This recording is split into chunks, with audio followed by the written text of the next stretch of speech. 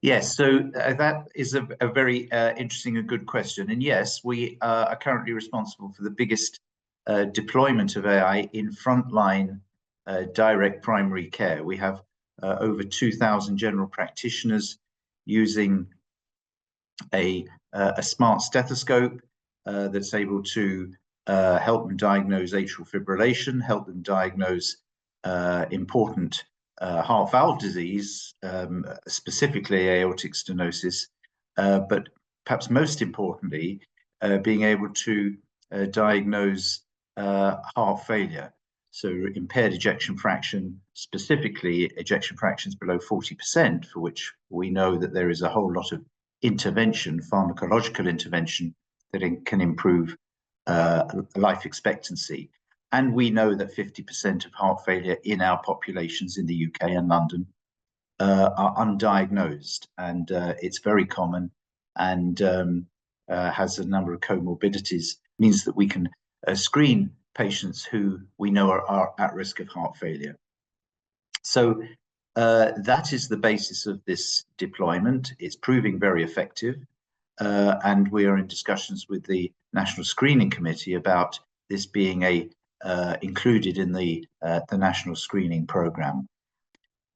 In this deployment of the smart stethoscope across GP practices currently in Northwest London and other geographies around the UK, some rural geographies as well, we have learned a lot of important lessons. Some of them are pretty mundane seemingly, and they're to do with connectivity within the practices. This is a cloud-based technology, and so even the availability of Wi-Fi is not uniform, and these things are of course going to be important. But really the implementation, the fact we've got it into direct care with GPs able to use it, and we've given them a framework for prescribing drugs, a treatment pathway that they can initiate based on a result.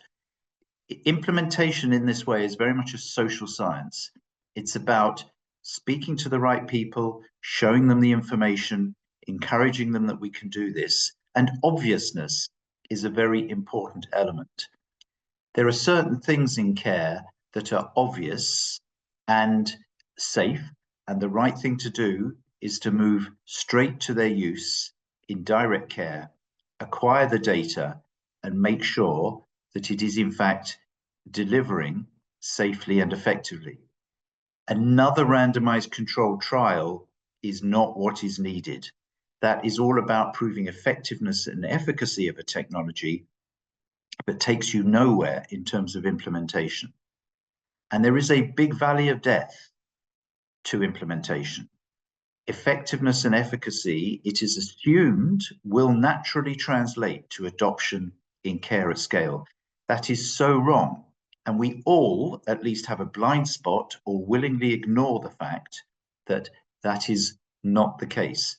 And so implementation is all about not piloting something, not doing it on the basis of extraordinary discretionary effort and extraordinary discretionary cost, because that will not translate to business as usual. But the solution is to go straight to direct care. And as I say, that is very much a social science of getting agreement across, in our case, primary and secondary care, that we're all going to do this. Secondary care heart failure empowered the GPs with a treatment pathway that they can initiate. Therefore, the GPs are happy and supported and frankly delighted and excited by what they're doing, and looking at each other and saying, how is it we are able to do this? How is it we are able to deploy AI in the NHS like this in such a straightforward fashion? No consenting, direct care. And the answer is because it's been set up in the right way and it's gone direct to care and it's here to stay. And so implementation in the complex healthcare system that is the NHS is tricky, but it's possible. And we now have 2 and 3 other technologies that we're taking through the same direct to care implementation. Go to care is what we call it. You've heard of go to market. Well, what we do is go to care, and it's proving very popular and very attractive to healthcare systems, healthcare policy, and the commercial sector. Tech companies who are all struggling with this valley of death are very interested in what we're doing and what we've achieved.